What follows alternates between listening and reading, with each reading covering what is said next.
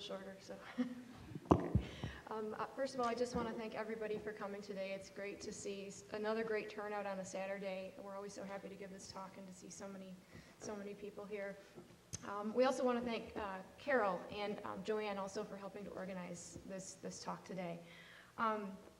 So I have been commissioned to give you some updates on new and emerging therapies in multiple sclerosis. And I've given this talk for the last 3 or 4 years now, and every time I'm putting it together, I'm always amazed at the number of breakthroughs that have occurred in MS research over the previous year. And for the purposes of this talk today, to be as concise as possible, I'm primarily going to be focusing on the therapies that are the most clinically relevant to you and also the most readily accessible to you as patients. So this is just an outline of what I'm going to be discussing today. The focus of the talk is primarily going to be on late-stage breakthroughs in medications that are used in human MS studies, so primarily human research as opposed to animal research or earlier clinical research. And I'm primarily going to be focusing on medications that are used for relapsing MS because Dr. Maudreyer is going to be talking about progressive MS to some extent after me. That said, as some of these medications have occasionally been studied in progressive MS, I will briefly discuss those as well. And the 4 treatments that I'm going to focus on today are 2 therapies that are already approved, FDA approved for MS, a medication called Tecfidera, which you may have also heard of under the name of dimethyl fumarate or BG12, and another medication called Aubagio or Teriflunomide. And then I'm going to discuss 2 promising treatments that are now in the final stages of clinical trials for MS therapy. And that includes a drug called Ocrelizumab and another drug called Alemtuzumab.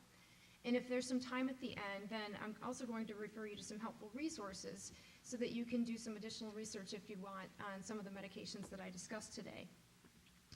So before I go into the medications, one thing I would like to do is orient everyone here to the concept of clinical trials, because this will be relevant to the talk.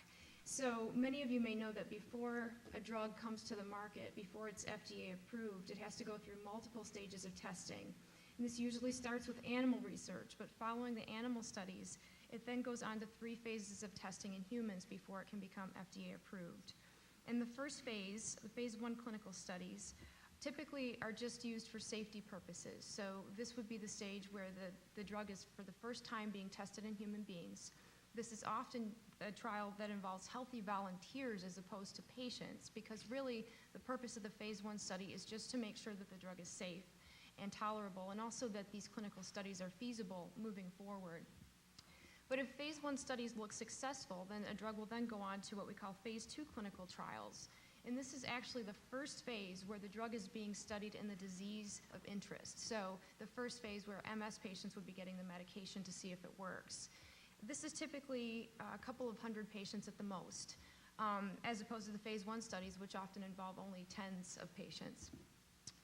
If phase 2 studies look successful, though, the drug then moves on to phase 3 clinical testing. And these are the larger studies of clinical efficacy, again, using the patients that we're interested in, but often using this drug and testing it against an active comparator. So seeing if your drug of interest actually works compared to placebo or compared to another drug that's already available for MS. The focus of this talk will primarily be on the phase 3 studies today or drugs that are already FDA approved. So the first medication that I would like to discuss today is a drug called Tecfidera. And again, maybe you may have heard of this drug under the name of BG12. Last year when I gave this presentation, we were eagerly anticipating this drug's FDA approval, and actually this drug was finally approved on March 28th of 2013. So we're eager to be able to tell you about how this is going for us and also how patients have been doing. This is an oral treatment. This is the 3rd oral treatment for multiple sclerosis, relapsing multiple sclerosis. And this drug, unlike the other 2 oral therapies that are already available, is given 2 times a day. And the interesting thing about this medication is that the active compound in this drug, fumaric acid or fumaric acid esters, have also been used to treat other autoimmune conditions, namely psoriasis in patients in Europe, primarily in Germany under the name of Fumaderm. That's the brand name of the drug used for psoriasis patients. but it's also been used in other autoimmune diseases as well to a smaller extent, and now it recently received FDA approval for relapsing MS. And though we don't fully understand yet how this particular medication works, it's thought to reduce inflammation, and it's also thought to possibly turn on genes that may protect neurons from damage caused by the inflammation in MS. So in terms of Tecfidera's efficacy, we have 2 recent phase 3 clinical trials that have shown that this drug is effective in controlling relapsing MS. The first study is called the DEFINE study, and this was a trial that looked at Tecfidera versus placebo, and so patients were either given Tecfidera or given placebo, and their relapse rates and their MRIs were examined to see how well Tecfidera did against controlling the disease. And there was another study that was similar to the DEFINE study called the CONFIRM study, which looked at Tecfidera versus placebo, but also had another group of patients who got Copaxone, so some comparison studies were done in that trial. And overall, between the 2 studies, Tecfidera showed to be about 40 to 50% better than placebo in its ability to control relapse rates, the number of relapse patients have, and also its ability to reduce MRI activity in patients with MS. And when I mention MRI activity, I'm speaking about the prevention of new lesions from forming on the MRI. The drug did not seem to be superior to Copaxone overall, but it looked to be at least as effective. And we have another new treatment now. This is, again, the 3rd oral treatment. And for patients who may be having trouble tolerating their injectable, but still have MS that's severe enough to warrant a first-line therapy, this may be a viable option for you. In terms of safety and tolerability, the clinical trials have shown us, and also the real-life research, or the real-life experience that we now have in using this drug, I've listed the main side effects here. One of the primary side effects of Tecfidera seems to be a flushing of the skin, and so this is a sensation of warmth, redness of the skin. If any of you have taken niacin, some patients can experience a flushing with niacin, and a lot of people liken this to a niacin flush. It's not harmful, but it can be alarming if you're not prepared for it. And this happens in about 30 to 40% of patients so far, but does have a tendency to improve over time, and is thought to improve with a combination of using aspirin and taking this medication with food. The other set of side effects that you need to be aware of with Tecfidera are a constellation of gastrointestinal side effects. So this could involve nausea, diarrhea, or upset stomach, or a combination of these things. And if you look at the literature, and especially in the most recent clinical trials that I mentioned to you, each of these side effects has a tendency to occur in about 10 to 15% of patients, but again, is supposed to improve over time the longer patients take the drug, and may also be controlled to some degree by taking it with food. Another side effect that patients should be aware of if they're considering Tecfidera is a slight decrease in their white blood cell counts. This only has a tendency to decrease the cell counts by about 30%, but because the potential is there for some patients to experience a more significant decrease, we do recommend that patients have their blood tested before they go on Tecfidera to know where their white blood cell count is what range their white blood cell count is in, and also that the white cell count be followed thereafter to make sure that there are no significant decreases. And finally, because we do not yet know the effects of Tecfidera in pregnancy, women should have a pregnancy test done prior to starting the medication and use contraception while taking this medication. But as you can see here, based on the 2 clinical trials I mentioned, there haven't been any reports of severe or life-threatening side effects with this drug. The second therapy that I'd like to discuss today is a drug called Aubagio, or Teriflunomide. And this is another drug that came out after we had our presentation here last year. This is another oral medication. This was the second oral medication that was approved for relapsing remitting MS. And the way this drug works is it actually impairs the proliferation or the growth of certain types of cells called the T lymphocytes and the B lymphocytes, which are cells that are thought to be involved in the development of MS. It's also very similar to a drug called leflunomide. This drug is also called Arava, and it's been used to treat patients with rheumatoid arthritis. But unlike leflunomide, teriflunomide seems to be associated with fewer side effects. One of the concerns about leflunomide was toxicity to the liver, but this seems to be less significant in teriflunomide.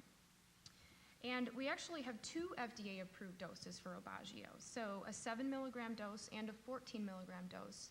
Both doses are given once a day. And based on a study called the TEMSO study, both of these doses were actually effective at controlling relapse rates compared to placebo. They seem to be about 30% superior to placebo in the ability to control relapse rate in patients and also reduce the formation of new MRI lesions. Interestingly, the 14 milligram dose, so the higher dose, also resulted in reduced disability progression by about 30% in patients over 2 years compared to placebo in clinical trials. So in terms of Aubagio's safety and tolerability, the primary concerns are mentioned here. Though there doesn't seem to be a significant decrease in cell counts, increased infection risk is a potential side effect that patients should be aware of if they start this drug. Nausea and diarrhea, again, because this is also an oral therapy, can occur, and based on clinical trials, this happens about 10 to 15% of the time. Another side effect that patients should be aware of if they're considering Aubagio is hair thinning. So not complete hair loss, but some loss of the hair is possible in about 10% of patients. And although Aubagio or Teriflunomide seems to be associated with less severe side effects than the other drug I mentioned, the Lemtrada, it's still recommended that patients have their liver enzymes checked regularly to monitor for any signs of liver toxicity. And finally, and this is very important, in patients who are discussing or taking Aubagio, it's very important that they have a pregnancy test before starting this medication to make sure that they're not pregnant. The other drug I mentioned, the Lemtrada, which is the sister drug of Aubagio, has been associated with birth defects, so it's required that women use a reliable method of contraception. So now I'm going to move on to 2 experimental therapies that are in the final phases of testing. And the first one I would like to talk about is a drug called Ocrelizumab. I'm particularly excited about this medication, and I think you're going to hear more about the breakthroughs in this medication over the next several years. So Ocrelizumab is an IV infusion that's given only once every 6 months. And it seems to work by depleting a certain type of cell called the B cell. Remember that I mentioned the B cells in one of the last slides, or the B lymphocytes, which are, again, a type of immune cell that are thought to be involved in the development of MS. Now, this drug is very similar to another drug called rituximab, which you may have heard of. Rituximab is used to treat a variety of diseases, most notably rheumatoid arthritis and certain cancers, but also other autoimmune diseases. And in fact, rituximab itself has been shown to be effective to some degree in MS in some smaller clinical trials, particularly a study called the Hermes study, which examined the effects of rituximab in relapsing remitting patients with MS. And also the Olympus study, which was another study of rituximab in primary progressive MS, which showed some benefit in primary progressive MS for the patients who still had enhancing lesions on their MRI. But because Ocrelizumab is thought to be a bit safer and more well-tolerated, this is going to be the new drug that you hear about in terms of multiple sclerosis moving forward. So just to give you some information about what we know about the effects of Ocrelizumab currently, most of the data we have come from a phase 2 study that was done not too long ago. And this involved 220 patients who have relapsing remitting multiple sclerosis. And each of them underwent monthly MRIs of the brain and clinical exams, neurologic exams, to look for changes in their symptoms of MS. And the patients were split up into 4 groups. They either got placebo, they got a weekly interferon treatment, Avonex, which many of you may have heard of. This is an FDA-approved treatment for MS. Or one of 2 doses of Ocrelizumab, a low dose, which was 600 milligrams, and a high dose, which was 2,000 milligrams. And in terms of the efficacy, the study showed that the Ocrelizumab groups, whether they got the low dose or the high dose, had a substantial reduction in their MRI lesion formation that was quite dramatic and occurred fairly quickly. And their relapse were better controlled than patients who got the interferon or the placebo. I think more impressively, 2/3 of patients who were treated with Ocrelizumab were completely relapse-free by the end of the study. So not only did it reduce the relapse rate, but there were many patients who had no relapses whatsoever during the study. So based on the success of this trial, 3 new studies in Ocrelizumab are now underway, and we're currently a site for one of the studies that I'm going to just briefly tell you about. So the 3 studies there's 2 separate studies ongoing right now for relapsing remitting multiple sclerosis, and these are called the OPERA studies. And then there's another study ongoing for primary progressive MS. Now, these are all multi-center studies. They're being done throughout the United States and the world. They're not projected to conclude for the next few years, but the data is being gathered as we speak. And specifically for the OPERA study, in relapsing remitting multiple sclerosis, which we're doing here, this is a 96-week study where we're testing ocrelizumab versus another active treatment for MS called Rebif. Patients are either going to be randomized to the ocrelizumab or the Rebif, and then we follow them forward with MRIs and clinical exams to see how well the ocrelizumab holds up against Rebif. And so far, things are looking pretty good. So I just want to mention that this is a very large study. 1,621 patients so far were enrolled in the OPERA studies. So what are the concerns about ocrelizumab in terms of safety? Well, the more potent the drug, the more concern there is for potential side effects and risks. The main side effect with ocrelizumab seems to be infusion reactions, especially with the first infusion. This is something that we've also seen with rituximab, and though ocrelizumab patients may experience this to a lesser extent, it is still a concern, and this could include redness, rash, or sometimes more severe reactions. There's also an increased risk of infections, primarily seen in patients with rheumatoid arthritis that have taken ocrelizumab. So in addition to the OPERA and ORATORIO studies, which I mentioned, ocrelizumab is being studied in rheumatoid arthritis as well, but at a higher dose. And so far, the risk of infections have been primarily seen in rheumatoid arthritis patients. No serious or life-threatening infections have been seen in patients with MS. There's also a theoretical risk of a brain infection called PML, or progressive multifocal leukoencephalopathy, primarily based on what we know about rituximab and how it works in patients who don't have multiple sclerosis. Though this risk is still possible with MS, we do think that the risk is higher in patients who are on other immunosuppressive agents. Typically, MS patients are only on one drug at a time, but rheumatoid arthritis patients often take several of these medications at a time, increasing their risk. But nonetheless, the risk is there and patients should be aware of it. But I should mention that to date, up to 1,500 patients have been given ocrelizumab in the MS clinical trials between the phase 2 and the phase 3 studies, and so far we have not seen any cases of PML. So finally, the last medication I would like to discuss with you today is a drug called Alemtuzumab. The prior brand name was Campath, but many of you may know of it now under the name of Lemtrada. Now, I did mention this medication last year as well, but I have some updates that I'd like to discuss with you.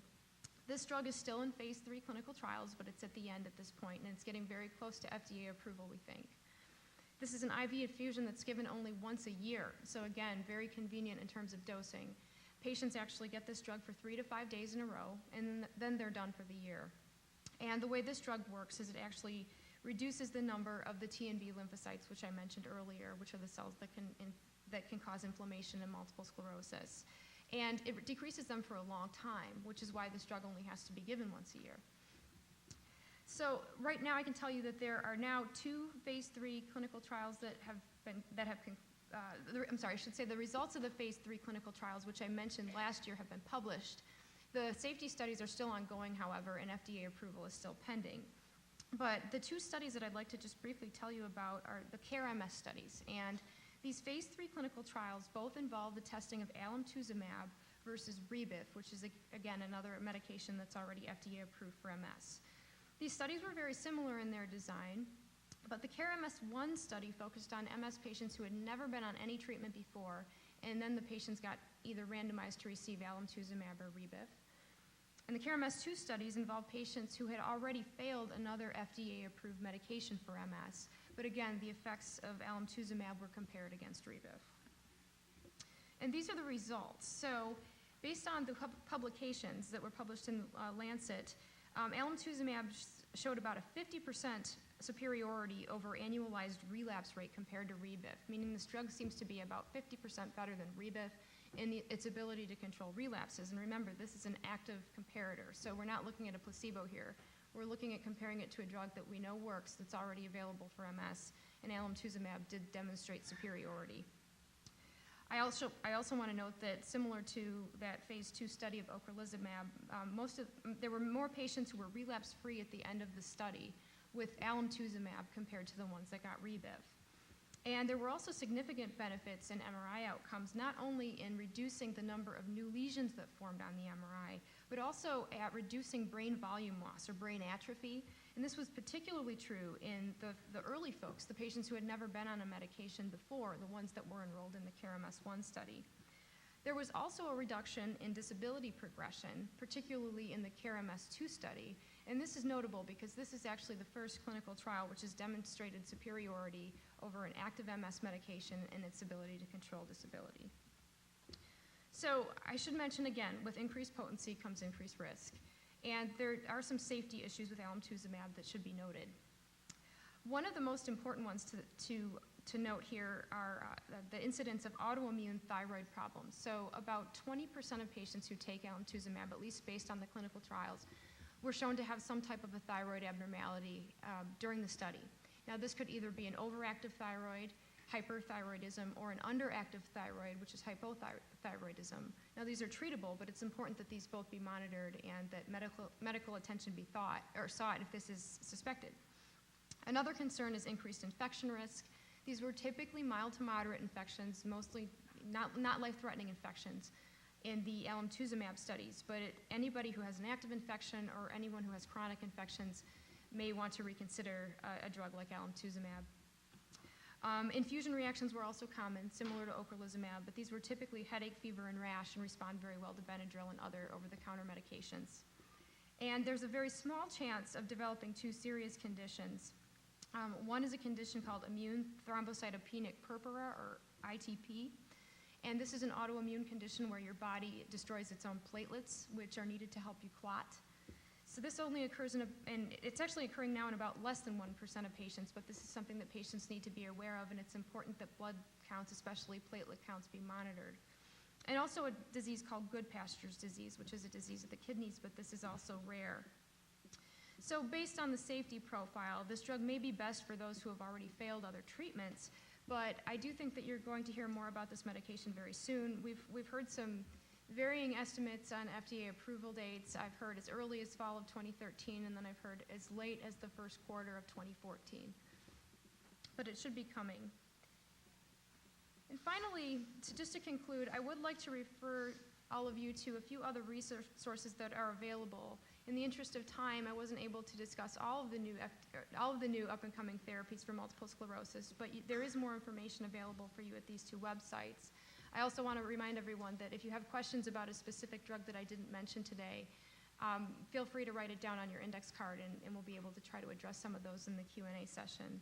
But in terms of the two resources, it's always important to remember that the National MS Society website is a great place to go for all questions MS. So whether it's in terms of what causes the disease, if you'd like to know more about controlling symptoms, more about any type of research, clinical trials, anything that you're interested in, this would be a good place to start. But if you're specifically interested in clinical trials and you want to know about specific MS therapies and studies that are being done in the United States or around the world, another good resource is clinicaltrials.gov. This is a very large registry of publicly and privately supported MS clinical trials of all kinds that are being conducted around the United States and the world. And what's interesting about this website is it will give you some information on not only the type of study that you're interested in, but if you're interested in considering a particular clinical trial, this website can tell you a bit about what types of patients are being enrolled, what subjects are being studied, and also not only what treatment, but what other comparator might be used. So, for example, if you want to know if this is a placebo-controlled study, or if you'll have some type of an active treatment as well. So just to show you the website, I thought it would be nice to just be able to give you a snapshot. This was just taken from Google. This is the clinicaltrials.gov website. One of the easiest ways to search for any subject that you're particularly interested in is starting with this box right here. And you can see that you can link search terms together with the word "and." So let's say that you wanted to study MS and a certain medication. And I've typed this example for you here. So I've just typed in, just to give you an example, so you want to know about multiple sclerosis and BG12, which was the old name for Tecfidera. And you just type this in the box here and hit search.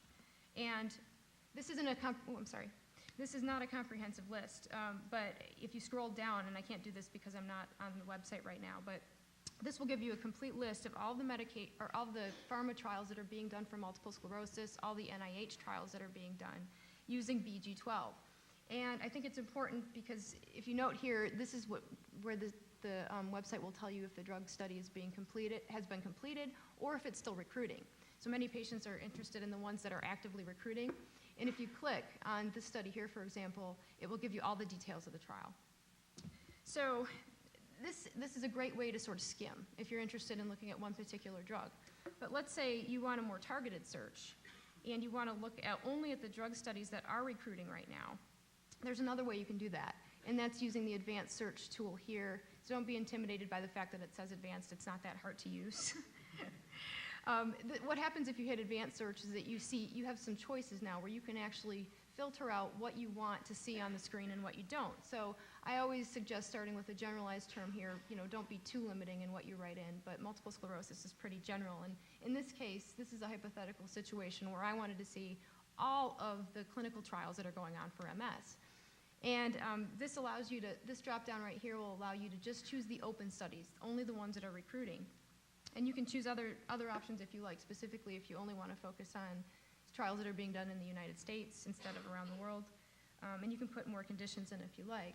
But now you see this list is a little bit more user-friendly. So all these are green lights or close to green lights. So all these studies are either recruiting or getting ready to recruit.